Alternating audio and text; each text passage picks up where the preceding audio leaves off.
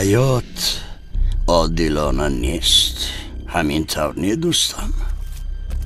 یکی ضیافت میخورد و دیگران در تاریکی سرقوتی آنها را خورده عذاب میکشند. عجیبش همین که من و تو از هم دیگر فرق نداریم. هر دو همیشه راه خلاصی می جوییم. مفصل می آید این مشق نیست. به ملاقاتی جناب اعلیحضرت تیار باش. مراسم عنعنوی سریزان و نشسته تعظیم میکنی. زازو تو خوراکی مرا گریزاندی. بهترش فکر کن که در مراسم نبودنت را به مفصل چگونه شهر میدی. من با کسی حسابات نمیدیم.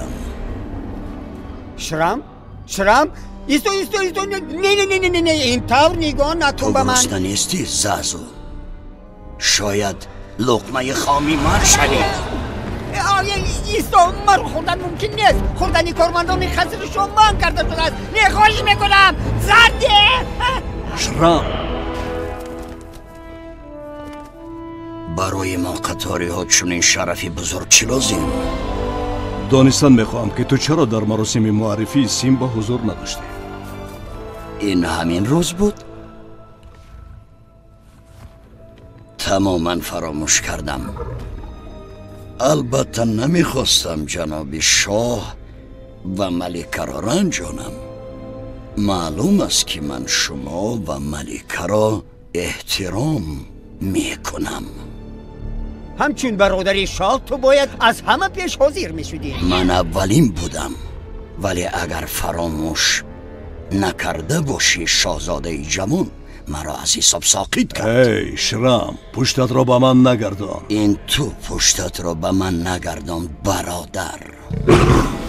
این چیز دعوت جنگ است.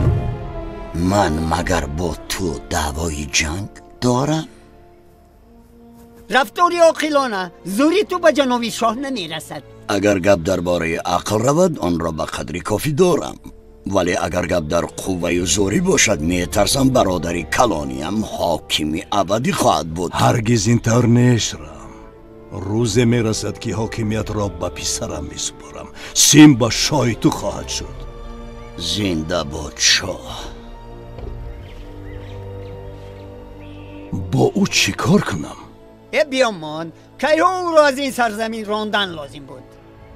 وای برادری من است از او. اینجا خانه اوست. تا وقتی که من شاهم همین طور خواهد ماند. گلستان بیکار نمیشود جناب. خاله بچه من خود را ازا سرخک گمان کرده همیشه به درختان نول میزد. باور نمیکنید ولی منقاری ما برای این کار نمیشود. وای در نتیجه بیماری عصب شد. جناب صبر کنید. شما با کجا؟